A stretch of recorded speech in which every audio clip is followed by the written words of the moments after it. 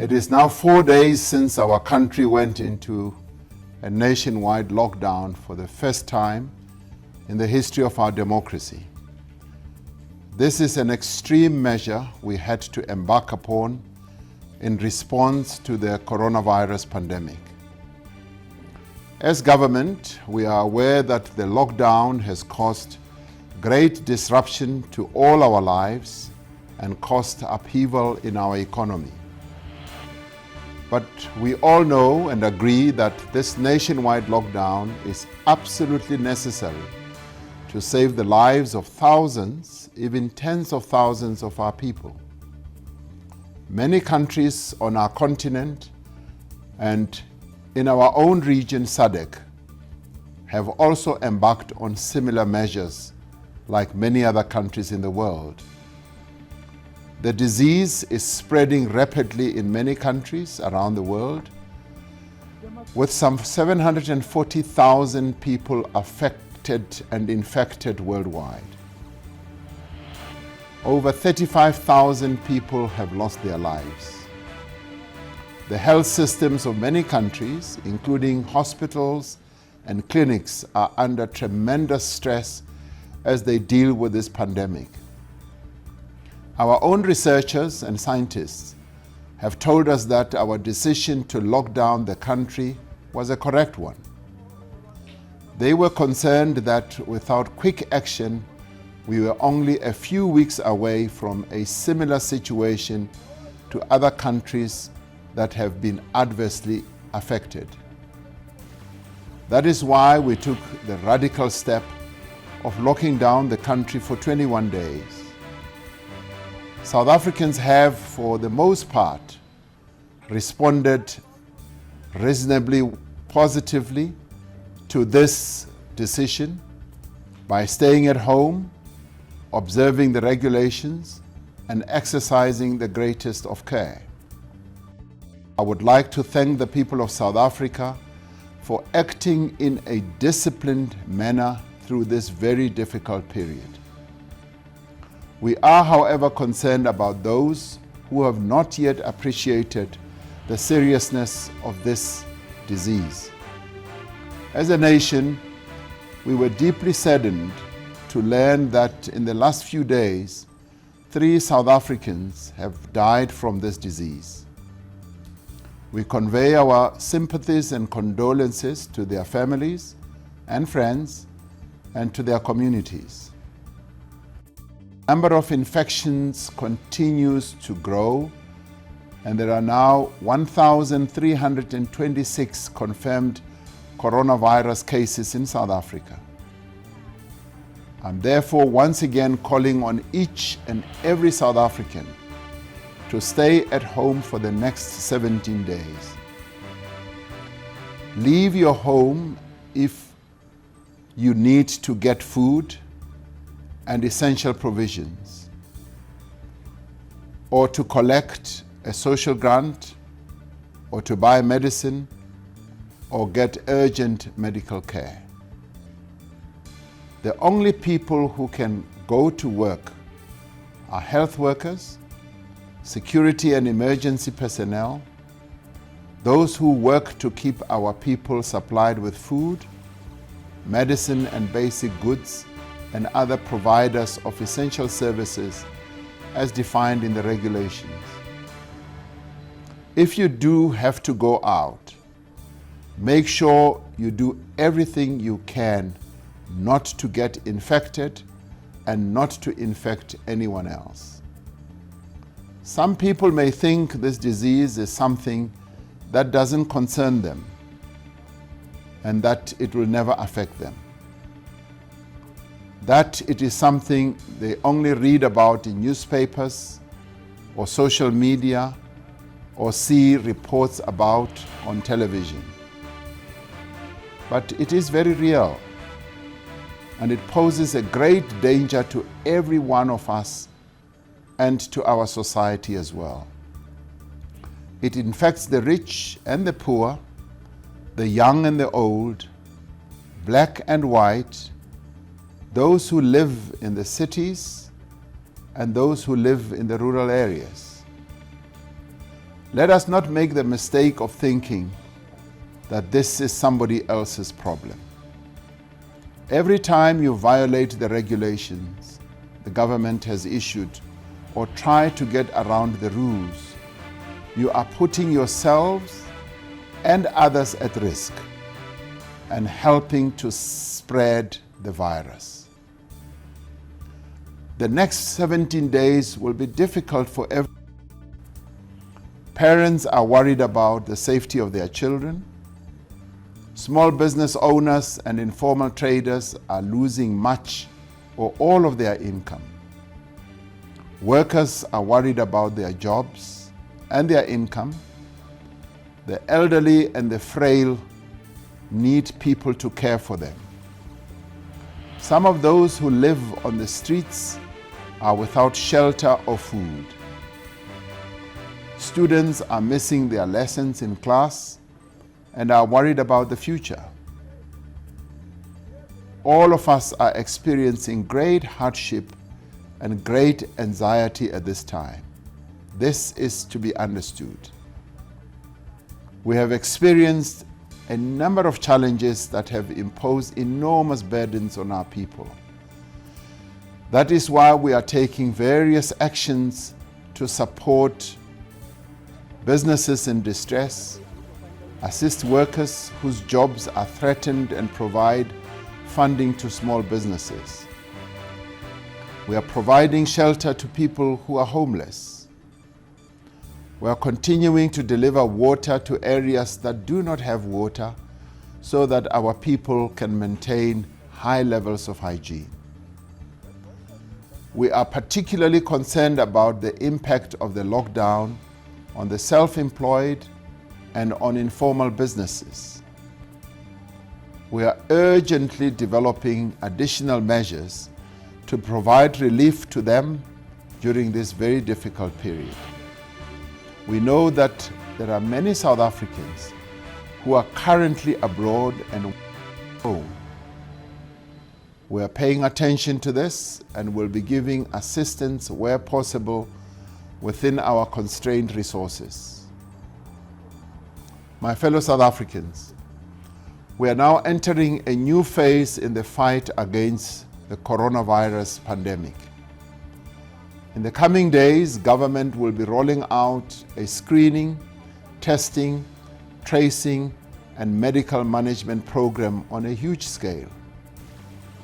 Around 10,000 field workers at the moment will be visiting homes in villages, in towns and cities to screen residents for the coronavirus symptoms. People with symptoms will be referred to local clinics or mobile clinics for testing.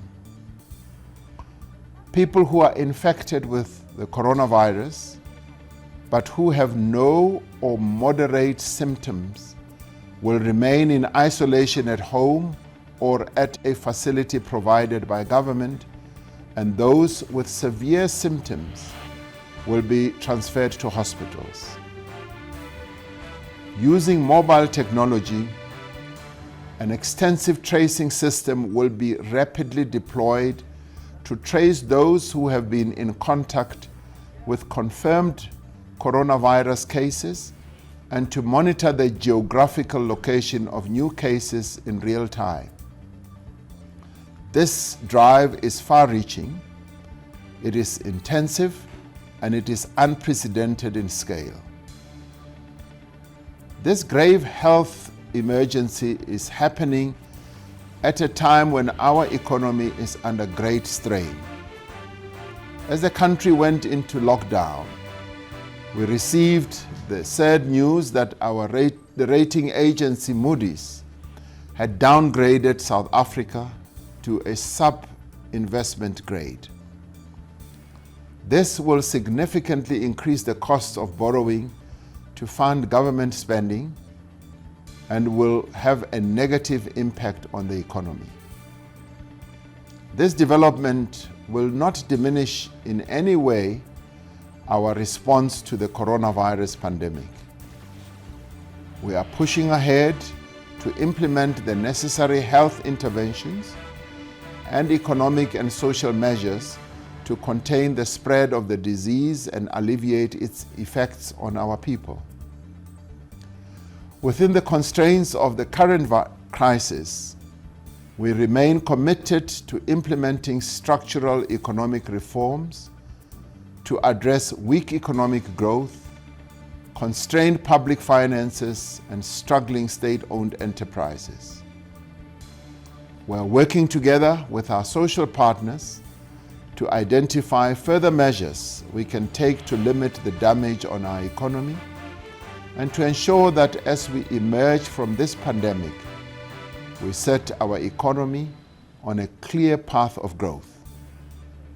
Even as our country faces deep and pressing challenges on several fronts, there is no doubt in my mind that we will prevail. This is because South Africans have come together like never before to wage this struggle against this virus together. Many businesses and individuals are making financial as well as other contributions to this cause. In addition to the financial pledges announced last week, we welcome the commitment by the Motsepe Foundation of donating 1 billion rand and by the Naspers company of also donating 1.5 billion rand to the coronavirus response.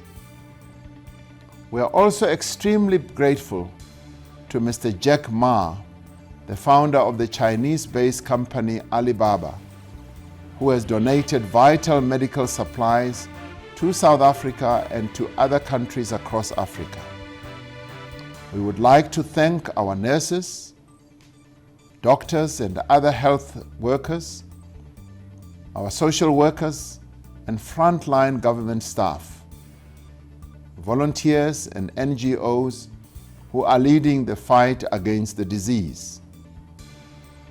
We thank the 18,000 security personnel drawn from the police, the Defense Force, Metro Police and other entities that are responsible for ensuring our safety. We have made it clear that the task of our security personnel is to support, to reassure, and to comfort our people, and to ensure that peace and order is maintained in our country. They know that they must act within the law at all times and that they must not cause harm to any of our people in any way whatsoever. And then there is each of all of us, South Africans, the 50 million of us, and the residents of our country who are standing together as one in confronting this national health emergency. Amongst us are the men and women who rise at dawn every day and labor through the night to keep this country going. I speak of the farm worker who is helping to keep us supplied with food. I speak of the technician in the power station working shift after shift to keep the lights on. I speak of the caregiver in the old age home, the child care home, and the hospice who comes in every day to tend to the most vulnerable of our citizens. I speak about the taxi driver, the refuse collector, the bus driver, the supermarket cashier, the hospital cleaner, the petrol attendant, and all those essential service workers. You are our unsung heroes, and we salute you. In the midst of this uncertainty, there is a story that brings us hope and encouragement. Yesterday, I went to meet the 114 South Africans who were evacuated from Wuhan in China and are now going back to their homes and families, after 2 weeks in quarantine in Polokwane. They are a group of wonderful South Africans who are diverse in age, in race, gender, and place of origin. For months, they have been in lockdown. First in Wuhan, for some 51 days, they were locked down in China, and then in Polokwane for 14 days. Now they have to spend a further 17 days of lockdown at home. We should all be happy that they are healthy and they tested negative for the virus. They are in high spirits and are deeply thankful for what the country has done for them by bringing them home safe. Some are students, some are teachers, some were working in China. We thank the South African Airways crew, the medical team, the police and soldiers, and the wonderful staff and management of the Ranch Hotel for having made this operation a great success. The experience of these South Africans who returned from Wuhan should give us courage to carry on with the lockdown that the government has decided on. They were able to go through an 81-day lockdown. We are going through uncharted territory, all of us. We have never experienced a situation like this before. And a number of mistakes will be made in the course of all this. But we ask for our people's understanding that all this is being done for the good of everyone. We will continue to correct the mistake wherever they are made. I am convinced that we will succeed because we will take this coronavirus threat seriously as South Africans. We will adapt as a society, and we will all act responsibly. If we work together, if we keep to the path we know we have to take, we will beat this disease. I have no doubt whatsoever that we will overcome. I wish you a good night. May God bless South Africa and continue to protect her people. Thank you.